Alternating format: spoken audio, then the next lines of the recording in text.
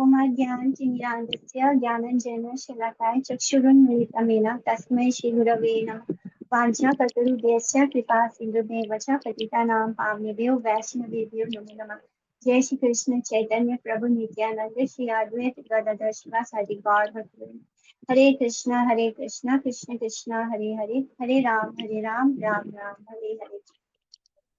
आगे बढ़ते हैं टेक्स्ट 25 पे।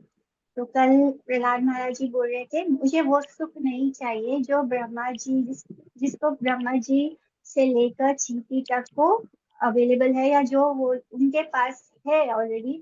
ऐसा वाला सुख उनको नहीं चाहिए। इस मटेरियल वर्ल्ड में उनको कोई पोजीशन नहीं चाहिए, ना उन्हें भुक्ति चाहिए, ना मुक्ति चाहिए, ना सिद्धि चाहिए। उन्हें ये सारी चीजें नहीं चाहिए। उनको क्या चाहिए? किसी शुद्ध भक्त की सेवा चाहिए, उनका गाइडेंस चाहिए। पुत्र शिशा श्रुति सुख मृग तृष्णि रूपा स्वेदम कलेवरम अशेष रूजम विरोहा निर्विद्यते न तु जनो यद अपिति विद्वान् कामानलं मधुलवे समयं दुरापै। तो ये जो संसार है, ये जो मटेरियल भौतिक वर्ल्ड है, यहाँ पर हर जीवात्मा अपने भविष्य को सुख खुशहाल देखना चाहता है। यानी उसकी जितनी भी इच्छाएं हैं वो अपने फ्यूचर हैप्पीनेस के लिए है। हम लोग को, हम जब भी कोई काम करते हैं तो हम ये एक्सपेक्ट करते हैं कि फ्यूचर में हमको इसके लिए हैप्पीनेस मिलेगा। तो कोई भी काम होता है वो अभी हमको हैप्पीनेस नहीं रहा, हम उसके लिए बहुत हार्ड वर्क करते हैं। तो वो क्या, कौन सी डिजायर इच्छा है पाने के लिए कि फ्यूचर में जाके हमको सुकून मिलेगा, हैप्पीनेस मिलेगा। लोग पूरा जीवन लगा देते हैं एक एक घर बनाने के लिए। तो किस लिए? ताकि उनको फ्यूचर में जाके वो घर मिलेगा तो वो खुशहाल से अपना घर कह पाएंगे। तो इस तरह हम खुशियों के पीछे भागते हैं, वो खुशी जो फ्यूचर में आने वाली है। तो इस तरह हम उस फ्यूचर हैप्पीनेस के पीछे इस संसार में आकर उस फ्यूचर हैप्पीनेस को पाना चाहते हैं, जो कि एक जो रेगिस्तान होता है, रेगिस्तान में पानी नहीं होता, तो रेगिस्तान में मिराज की तरह होता है। तो वहां पर हम पानी नहीं होता और वहां पर हम पानी ढूंढने की कोशिश कर रहे हैं। यानी इस संसार में हैप्पीनेस है नहीं और इस संसार में हम सुख ढूंढने की कोशिश कर रहे हैं।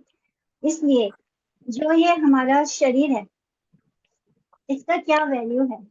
ये शरीर जो है, ये सिर्फ इसमें इसमें हमें रोग भी प्राप्त होते हैं। यानी ये जो हमारा शरीर है, इसमें हमें कोई ना कोई रोग होता रहता है। चाहे हम बचपन से, जैसे ही जन्म लेते हैं तब से लेकर अब तक हम खुद को देख पाते हैं कि ऐसा कभी नहीं था कि हम लोग बहुत अच्छे से हेल्दी हो या हमें कोई रोग ना हो। कुछ ना कुछ तो लगा रहता है इस शरीर के साथ।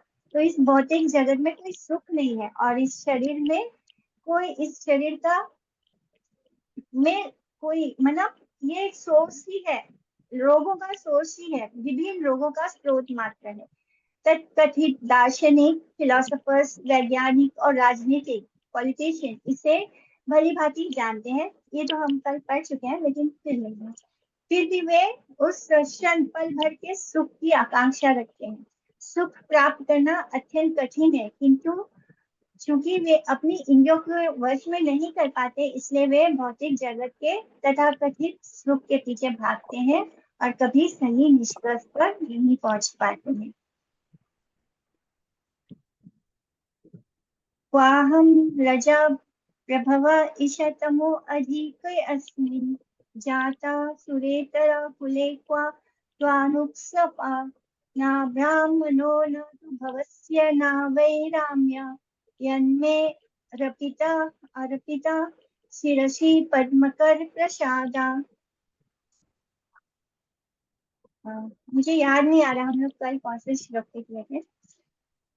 शायद ये भी हुआ था, हे मेरे प्रभु, हे परमेश्वर, चूंकि मैं राजोगुण और तमोगुण जैसे नाट्य गुणों से युक्त कुल में उत्पन्न हुआ हूँ, यानी वो जो असुर कुल में उत्पन्न हुए हैं, तो इसलिए उनके अंदर रजोगुण और तमोगुण की प्रधानता है।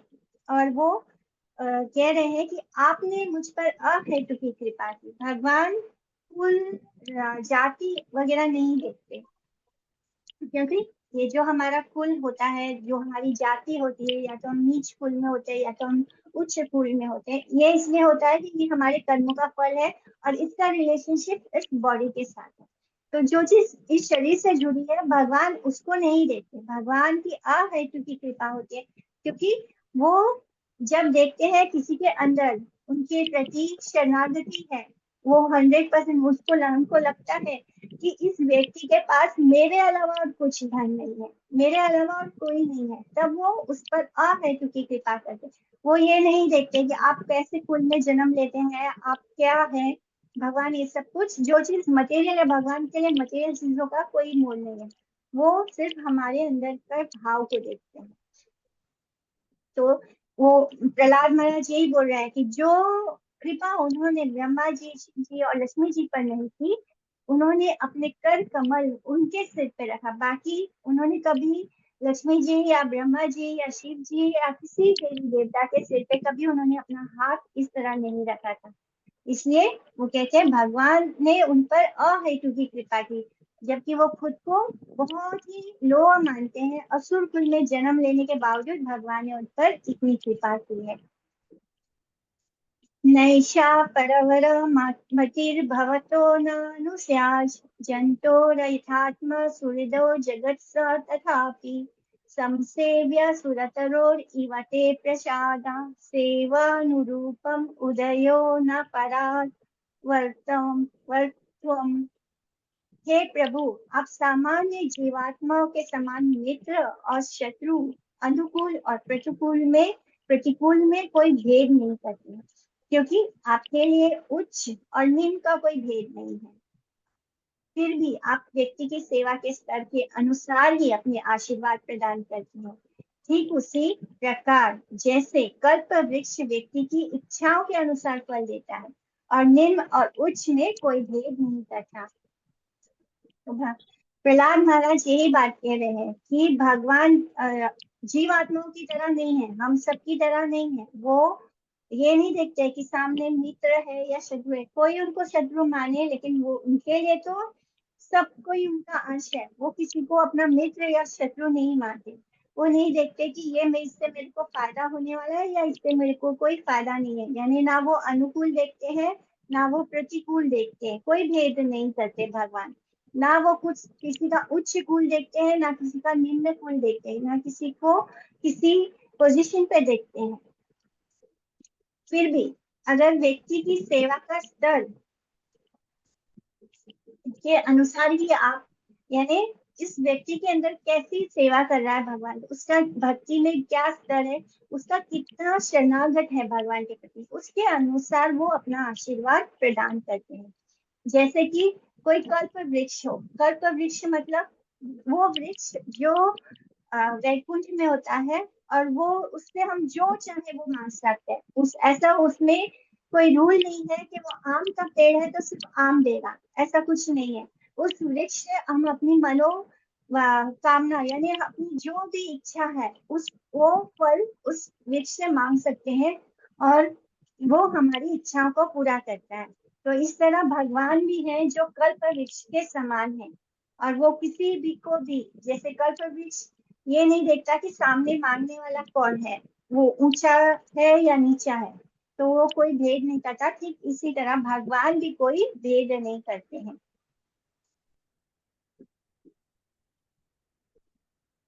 एवा जन्म निपतितं प्रभाविकूपे कामाधिकमनुर्या प्राप्तं प्रसंगात् कृत्वा कृत्वत्सात् सुरशिना भगवान् गृहीता सोऽहं कथमनु विसृजे तव नित्य सेवाम्।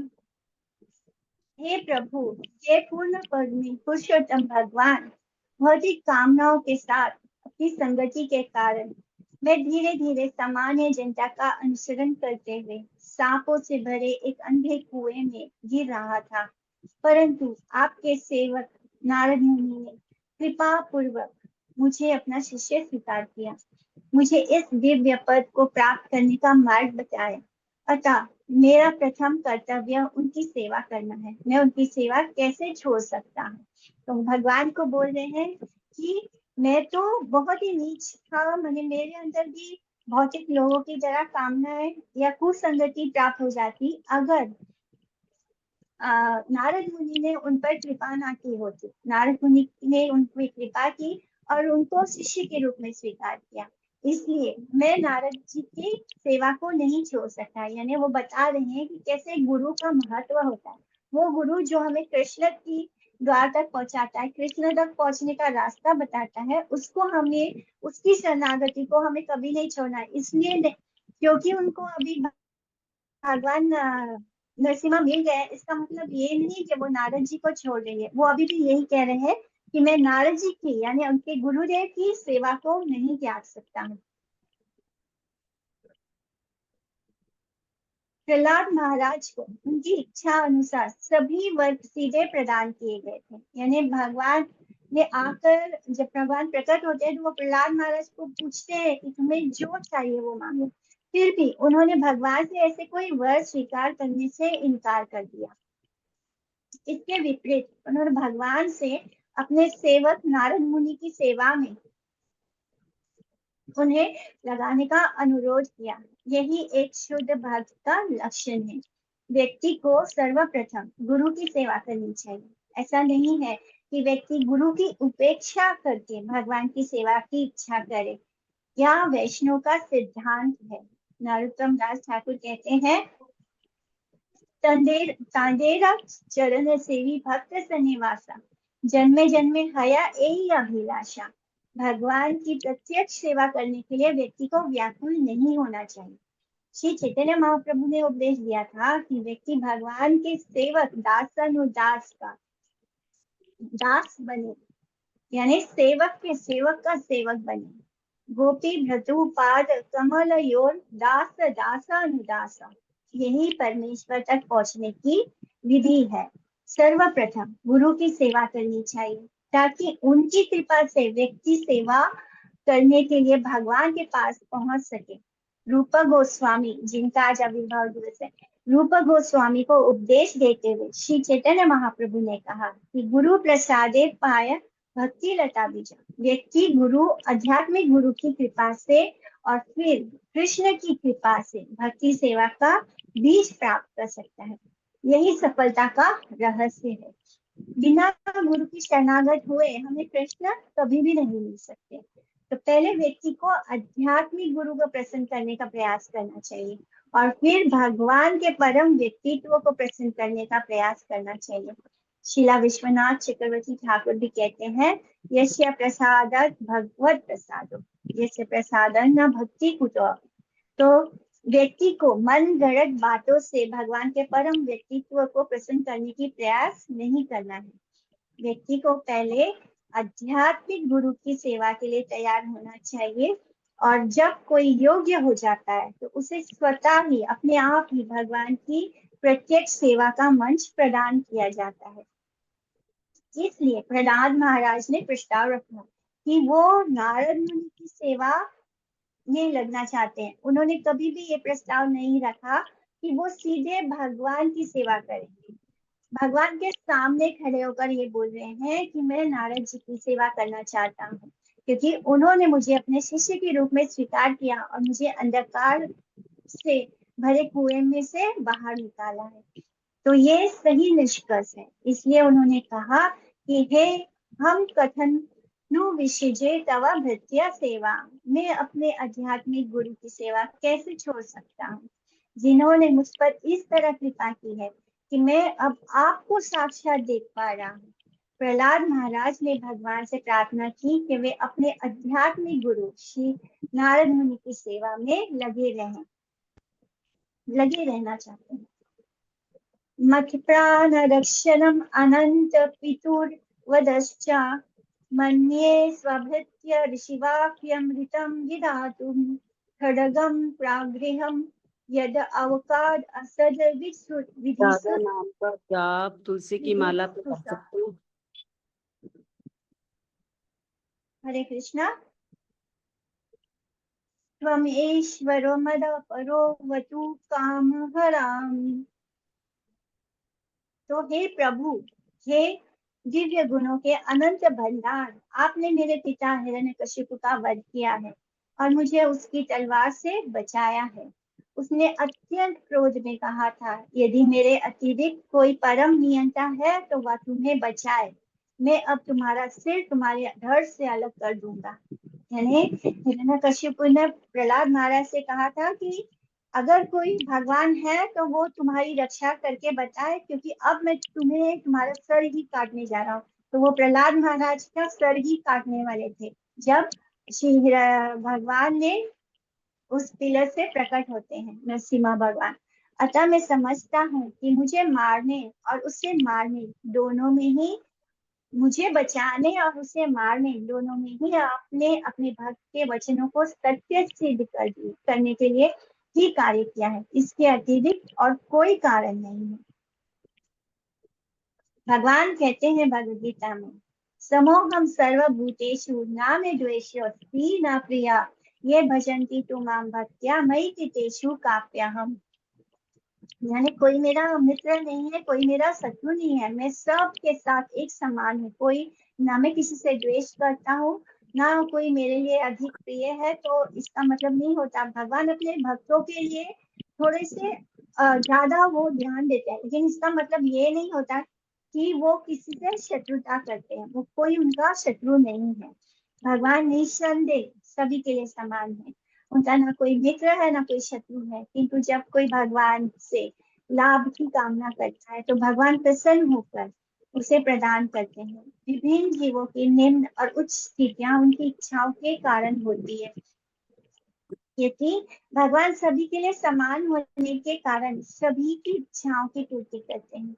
हिरण्यकशिपु का वध और प्रहलाद महाराज की रक्षा भी परम नियंता के कर्मों के इसी नियम का कड़ाई से पालन करती है। जब प्रहलाद की माता हिरण्यकशिपु की पत्नी कयाधु नारद के संरक्षण में थी तो उन्होंने अपने पुत्र की शत्रुओं से रक्षा के लिए प्रार्थना की और नारद मुनि ने आश्वासन दिया था कि प्रहलाद महाराज सदैव शत्रुओं के हाथों से सुरक्षित रहेंगे।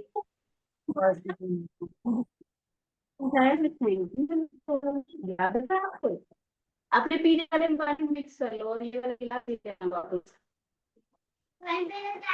हाँ म्यूट कर लीजिए जिसका ऑन है।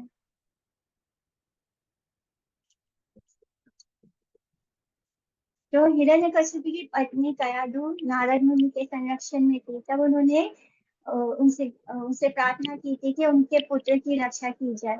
लेकिन तब नारद मुनि ने क्या कहा था कि हिरण्यकशिपु प्रहलाद महाराज का वध करने जा रहा था। तब भगवान ने भगवद गीता में यानी उन्होंने आश्वासन दिया था कि प्रहलाद महाराज हमेशा शत्रुओं के हाथों से सुरक्षित रहेंगे, उनके साथ कभी कुछ गलत नहीं होगा। इसी प्रकार जब हिरण्यकशिपु प्रहलाद महाराज का सर काटने जा रहा था, वध करने जा रहा था, तब भगवान ने भगवद गीता में दिए अपना वचन कौन्तेय प्रतिजानीहि नामे भक्ता प्रणश्यति को पूरा करने और नारद के वचनों को सत्य सिद्ध करने के लिए प्रहलाद को बचाया। यानी हे कौन्तेय, हे अर्जुन, सबको कह दो कि मेरे भक्त कभी खत्म नहीं होते। तो ये वचन उन्होंने भगवद गीता में दिया था और उसी को उन्होंने पूरा किया और सिद्ध किया कि कैसे उन्होंने प्रहलाद महाराज की रक्षा की। भगवान एक ही कार्य में अनेक प्रयोजन सिद्ध करते हैं। तो वो एक बार जो आते हैं, प्रकट होते हैं भगवान, तो उनका एक अवतार बहुत सारे कार्यों को सिद्ध करता है। जैसे वो सिर्फ असुरों का वध नहीं करते, ऐसे नहीं है कि वो सिर्फ वध करने को आए हैं। उस वध करने के साथ साथ जिसकी जिसकी जो इच्छा थी उसको पूरा करते जाते हैं। एक ही काम में उनके बहुत सारे कार्य सिद्ध हो जाते हैं। वो साधुओं की रक्षा भी करते हैं, अपनी लीला दिखाकर उनको संतुष्ट करते हैं। जो साधु होते हैं उनकी लीला देखकर संतुष्ट होते हैं। इस तरह वो वध भी कर देते हैं, वो रक्षा भी कर देते हैं, वो सबको प्रेम भी बांट देते हैं, सबके मनोकामना को भी पूरा कर देते हैं। भगवान के भक्त की सत्य निष्ठा और स्वयं भगवान की अपने उद्देश्य के प्रति निष्ठा को सिद्ध करने के लिए एक साथ किए गए हैं। भगवान केवल अपने भक्तों की इच्छा पूर्ति के लिए ही कार्य करते हैं, अन्यथा उनका कोई कार्य नहीं है। भगवान सिर्फ अपने भक्तों की इच्छाओं को पूरा करते हैं। जैसे कि वैदिक भाषा में पुष्टि की गई है, ना तस्य कार्यम कारणम च विद्यते। भगवान को व्यक्तिगत रूप से कुछ भी करने की आवश्यकता नहीं है। उनको क्या जरूरत है कुछ भी करने की, क्योंकि सब कुछ उनकी विभिन्न शक्तियों द्वारा अपने आप होता रहता है। भगवान में अनेक शक्तियां हैं जिनके द्वारा सब कुछ संपन्न होता है। इसलिए जब वे स्वयं कुछ करते हैं तो वो केवल अपने भक्तों को संतुष्ट करने के लिए होता है। भगवान को भक्त वत्सल इसलिए कहा जाता है। उनको कुछ करने की जरूरत नहीं। जब भी वो कुछ करते हैं तो वो अपने भक्तों को आनंद देने के लिए करते हैं, उनकी रक्षा करने के लिए करते हैं। एकस्त्वमेव जगता एतम् अमुष्य यत् त्वम् अद्य अन्तयो पृथग अवस्यासि मध्याश्च शिष्टवा गुणाव्यतिकरं निजमयेदं नानेव तैरवसितः तद् अनुप्रविष्टा। हे प्रभु, आप ही संपूर्ण ब्रह्मांडीय जगत के रूप में स्वयं को प्रकट करते हैं, क्योंकि आप सृष्टि से पहले भी विद्यमान थे, प्रलय के बाद भी विद्यमान रहेंगे, और आदि और अंत के बीच पालन करता भी आप ही हैं। ये सब आपकी भावनीय शक्ति द्वारा प्रकृति के, उनकी जो बहिरंग शक्ति है उसके द्वारा प्रकृति के तीनों गुणों की क्रियाओं और प्रतिक्रियाओं के माध्यम से होता है। अतः जो कुछ भी विद्यमान है वहां में, यानी बाहर और आंतरिक अंदर, वो केवल आप ही हैं। सब जगह केवल और केवल प्रभु ही है, कृष्ण ही है। जैसे ब्रह्म संहिता का श्लोक है, उसमें क्या बोलते हैं कि मैं भगवान गोविंद की पूजा करता हूँ, जो अपने एक अंश द्वारा प्रत्येक ब्रह्मांड और प्रत्येक अनुकरण में प्रवेश करते हैं, और इस प्रकार अपनी अनंत शक्ति को समस्त भौतिक सृष्टि में असीमित रूप से प्रकट करते हैं। इस ब्रह्मांडीय अभिव्यक्ति की रचना करने के लिए भगवान गोविंद अपनी बहिरंग शक्ति का विस्तार करते हैं, और इस प्रकार ब्रह्मांड की प्रत्येक वस्तु में अनुकरणों सहित प्रवेश करते हैं। क्योंकि अगर भगवान का प्रवेश ना हो तो ब्रह्मांड में भी कोई लाइफ नहीं होगा, कहीं कुछ नहीं होगा। तो एक एक जो एटम की तरह भगवान हर जगह मौजूद है, और इस प्रकार वे संपूर्ण ब्रह्मांडीय अभिव्यक्ति में विद्यमान है। अतः अपने भक्तों का पालन करने में भगवान के कार्यकलाप दिव्य है, भौतिक नहीं है। वे कारण और प्रभाव के रूप में प्रत्येक वस्तु में विद्यमान है, यानी वही हर चीज के कारण भी है, वही हर चीज के वजह भी है, और उसका प्रभाव जो होता है वो भी वही है। फिर भी वे पृथक है। सब चीज में होने के बाद भी वो सबसे अलग है, पृथक है। इस ब्रह्मांडीय अभिव्यक्ति से परे विद्यमान है। मया ततम इदम सर्वम जगद अव्यक्त मूर्तिना मतस्थानि सर्वभूतानि न चाहम तेष्वस्थिता। तो जैसे भगवद गीता के चैप्टर 9 के श्लोक नंबर 4 में उन्होंने बोला था कि ये जो पूरा ब्रह्मांड है वो मेरी ही अभिव्यक्ति है, भगवान की जो शक्ति है उसका ही विस्तार है। सब कुछ उनमें निहित है, फिर भी वे सृजन, पालन और संहार से परे हैं, पृथक रूप से विद्यमान है। सब कुछ उनके अंदर है, फिर भी वो किसी चीज में मिक्स नहीं होते हैं। सृष्टि की विविधताएं उनकी वहां में ऊर्जा द्वारा उत्पन्न होती है। क्योंकि ऊर्जा और ऊर्जा एक ही है, यानी शक्ति और शक्तिमान एक ही है, इसलिए सब कुछ एक है। सर्व खल्व इदम ब्रह्म, इसलिए कृष्ण परम ब्रह्म के बिना कुछ भी अस्तित्व में नहीं रह सकता। कृष्ण के बिना कुछ भी, जो परम ब्रह्म है भगवान कृष्ण, उनके बिना कोई भी चीज अस्तित्व में नहीं आ सकती। भौतिक यानी मटेरियल, आध्यात्मिक यानी ट्रांसेंडेंटल जगतों के बीच अंतर यह है कि उनकी वहां में ऊर्जा भौतिक जगत में प्रकट होती है, यानी बहिरंगा शक्ति के द्वारा ये मटेरियल वर्ल्ड कंट्रोल होता है, और जबकि उनका जो आध्यात्मिक ऊर्जा है, जो उनकी स्पिरिचुअल एनर्जी है, जो अंतरंगा शक्ति है, उसके द्वारा आध्यात्मिक जगत में विद्यमान है। यानी जो ट्रांसेंडेंटल वर्ल्ड है भगवान का, वो अंतरंगा शक्ति यानी राधा रानी द्वारा होता है, और जो बहिरंगा शक्ति है, जो माया देवी है, महामाया है, उसके द्वारा चलता है।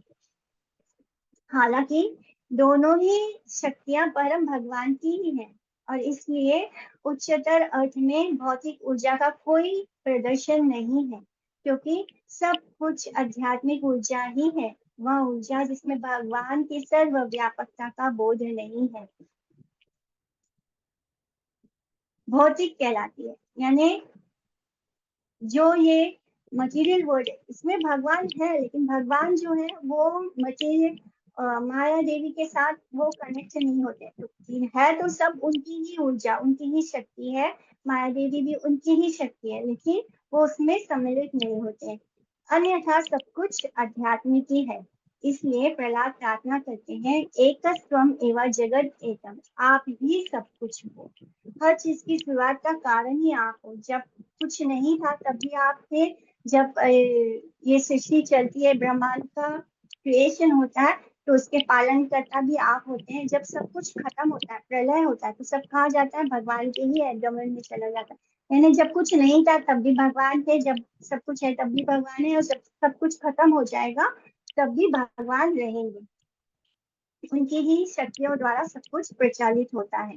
जैसे कोई मशीन एक बार स्टार्ट कर दिया तो वो पूरा अपने आप, कोई बड़ी फैक्ट्री हो, उसमें एक बार मशीन को ऑन कर दिया तो सब कुछ अपने आप ऑटोमेटिकली होता है, उसी तरह भगवान की शक्ति के द्वारा सब कुछ ऑटोमेटिकली होता है, भगवान खुद आकर कुछ नहीं करते, वो जब कुछ करते हैं, अवतार लेते हैं, तो वो सिर्फ अपने भक्तों के लिए करते हैं, और किसी के लिए कोई वजह ही नहीं है उनके पास आने की, वो आते हैं तो अपने भक्तों को सुख देने के लिए आते हैं, उनकी लीला देखकर, उनको अपने सामने देखकर उनके भक्तों को बहुत आनंद प्राप्त होता है।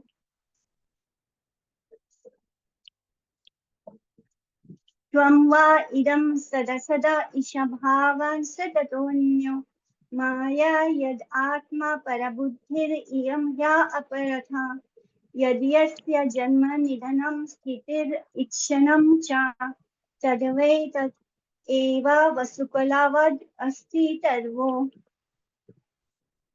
हे मेरे प्रिय प्रभु, हे पूर्ण पुरुषोत्तम भगवान, समस्त ब्रह्मांडीय सृष्टि आपसे ही उत्पन्न है, और यह ब्रह्मांडीय अभिव्यक्ति आपकी ही शक्ति का प्रभाव है। यद्यपि संपूर्ण ब्रह्मांड केवल आप ही हैं, फिर भी आप स्वयं को इससे पृथक यानी अलग रखते हैं।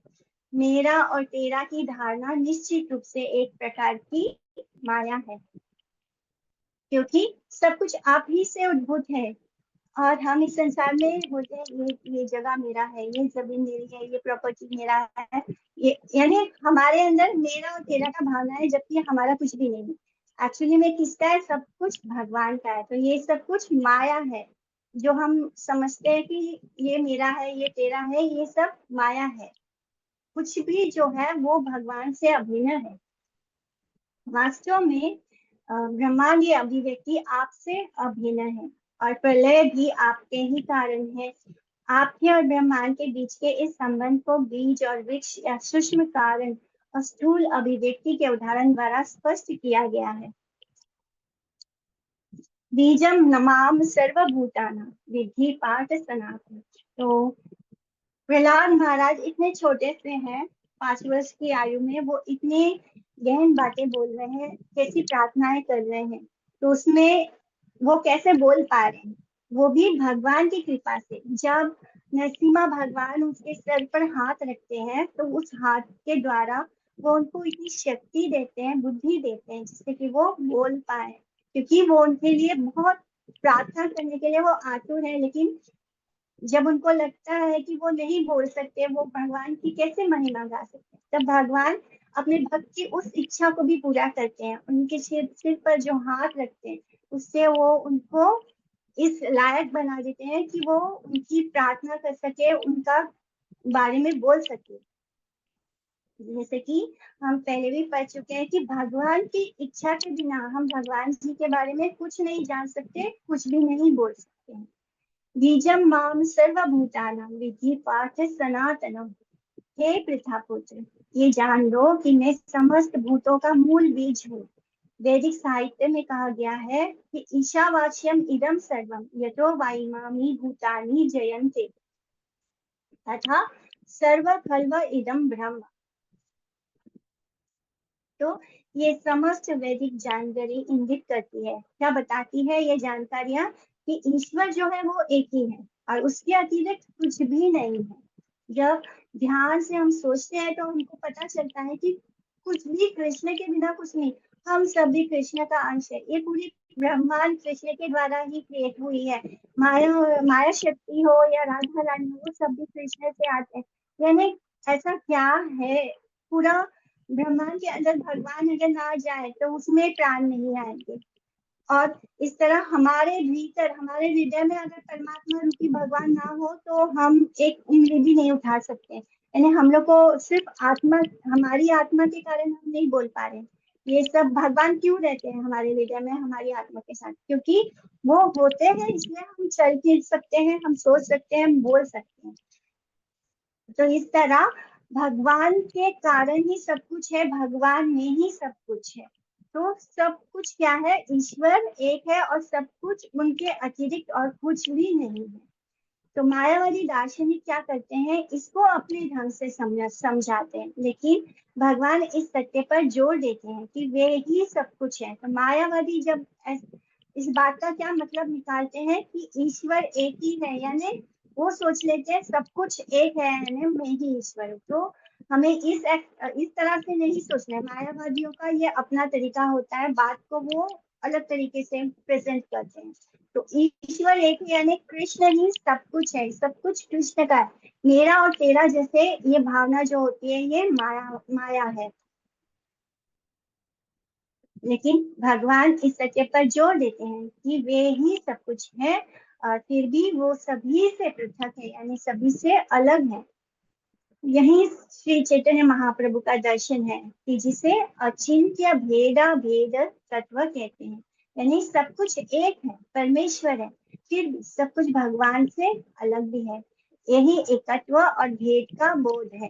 भेदा भेद यानी हम सब जो है, जब हम बोलते हैं कि सब कुछ एक है, यानी इस बात को अभी हम समझ गए कि कैसे हर चीज भगवान का ही विस्तार है, सब कुछ भगवान ही है। लेकिन फिर भी हम जो जीव आत्मा है वो अणु है। तो ये जैसे समुद्र का जल का एग्जाम्पल दिया कि समुद्र का जल है और जो समुद्र में जल है, तो उसका जल का एक बूंद और वो जल में क्वालिटी जैसे वो एक ही होती है, लेकिन क्वांटिटी अलग होने से उसमें वहां पर बहुत कुछ हो सकता है। उसमें बहुत गहराई होगी, उसमें लहर आते हैं, लेकिन वो एक बूंद में सेम क्वालिटी होने के बावजूद वो क्वांटिटी में इतना छोटा है कि उसमें वो सब कुछ नहीं हो सकता जो समुद्र में होता है। तो ठीक इसी प्रकार हमने भेद भी है और हम एक भी है, और ये हमें श्री चैतन्य महाप्रभु ने दिया है ये फिलॉसफी। इस संबंध में दिया गया उदाहरण वस्तुकाल वद अस्ति तरबो समझने में बहुत सरल है। प्रत्येक वस्तु समय में विद्यमान है, फिर भी समय के विभिन्न चरण हैं, वर्तमान, भूत और भविष्य। वर्तमान, भूत तथा भविष्य एक है। प्रतिदिन हम समय के कारक को प्रातः, मध्याह्न और सायंकाल, इवनिंग के रूप में अनुभव करते हैं। सुबह होती है, आफ्टरनून होता है, इवनिंग होता है। और यह जब प्रात मध्याह्न से भिन्न है, जो शाम इवनिंग से भिन्न है, यानी सुबह जो है वो आफ्टरनून से अलग है, आफ्टरनून जो है वो इवनिंग से अलग है। फिर भी ये सभी मिलकर एक होते हैं, यानी इसको हम समय बोलते हैं, दिन बोलते हैं। समय का कारक भगवान की शक्ति है, किंतु भगवान समय के कारक से पृथक है। समय जो चल रहा है, ब्रह्मांड जो बन रहा है, इस सब का कारण कौन है, भगवान। लेकिन भगवान इन सबसे अलग है, पृथक है। प्रत्येक वस्तु का जो क्रिएशन होता है, जो उसका पालन होता है, जो उसका संहार होता है, वो समय के द्वारा होता है। किंतु परमेश्वर भगवान का ना तो आदि है ना तो वो अंत है, यानी सबका क्रिएशन होगा, सब कुछ समय के लिए सस्टेन करेंगे, उसके बाद खत्म हो जाएंगे। लेकिन भगवान के साथ ऐसा नहीं है, वो नित्य है, शाश्वत है और स्थायी है। प्रत्येक वस्तु समय के चरणों, वर्तमान, भूत और भविष्य से गुजरती है, फिर भी भगवान सदैव एक ही रहते हैं। इसी प्रकार निस्संदेह भगवान तथा विराट जगत में अंतर भी है, किंतु वास्तव में वे अलग नहीं है, भिन्न नहीं है। उन्हें भिन्न मानना क्या होता है? अविद्या कहलाता है। ये भगवान ने इस मटेरियल वर्ल्ड को बनाया, लेकिन वो आ रहा कहाँ से? भगवान से ही आ रहा है। तो वो भगवान का ही क्रिएशन है, भगवान के कारण ही वो सस्टेन भी होता है। ये जो वर्ल्ड है सब में भगवान कैसे गर्भोदक्षाई विष्णु के रूप में जाते हैं, क्षीरोदक्षाई विष्णु के रूप में, वो हम सबके हृदय में परमात्मा के रूप में आते हैं। यानी इस सब कुछ जो चल फिर रहा है, सब कुछ जो मैनेज होता है, सब कुछ जो हमको लगता है कि अपने आप होता है, ऐसे अपने आप नहीं हो रहा, वो सब कृष्ण के प्रेजेंस के कारण ही हो रहा है। कृष्ण यहाँ है लेकिन वो इन सब से फिर भी अलग है, इसलिए वो ये सब कुछ को हमें भिन्न नहीं मानना, सब कुछ कृष्ण के कारण ही हो रहा है। हालांकि सच्ची एकता मायावादियों की अवधारणा के समतुल्य नहीं है। सच्ची समझ ये है कि ये भेद भगवान की शक्ति द्वारा प्रकट होते हैं।